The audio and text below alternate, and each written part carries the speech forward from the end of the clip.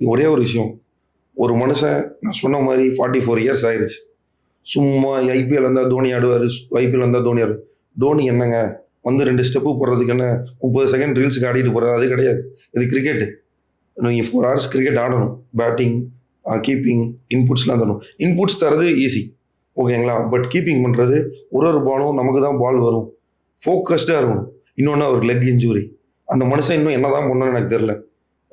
இப்படியே நம்ம தோனியை பத்தி பேசிட்டு இருந்தோம்னா 50 வயசுலயும் ஒரு வீல் சேர்ல போட்டு வந்து உட்காருப்பா. பால் போச்சுன்னா வீலை ஸ்டார்ட் பண்ணா சர்ன்னு போகணும்பா. மிஷின் மாதிரி போகணும்னு எதிர்பார்ப்போம் போல. இல்லைங்க. ஆக்சுவலா அவரோட ஏஜ் முடிஞ்சிருச்சு. இப்போ சிஎஸ்கே மேனேஜ்மெண்ட்டும் பார்த்தீங்கன்னா யங்ஸ்டர்ஸை பேக் பண்றாங்க.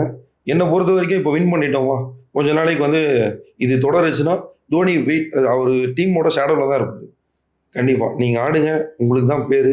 நீங்க எஃபோர்ட்ஸ் போடுறீங்க. என்னால முடிஞ்ச இன்புட்ஸ் நான் தரேன். அவ்வளவுதான். அவர் மட்டும் இல்ல, ஸ்டீஃபன் ஃபிளமிங், மைக்கஸ் எல்லாருமே நிறைய இன்புட்ஸ் தராங்க. நிறைய டீமோட ஒர்க் பண்றாங்க. எரிக் சைமன்ஸ், இப்போ ஃபீல்டிங் கோச்சும் ஜேம்ஸ் ஃபாஸ்டர் நினைக்கிறேன். எல்லாருமே வந்து ஒர்க் பண்றாங்க. அந்த யங்ஸ்டர்ஸ் வந்து நல்லா வரணும். தோனிக்கு வந்து நான் ஆடிட்டே இருக்கணும்னு அந்த மாதிரி ஆட்டிடியூட்லாம் அவர் கிடையாது. ஓகேங்களா? அவர் டீமோட இருக்காரு.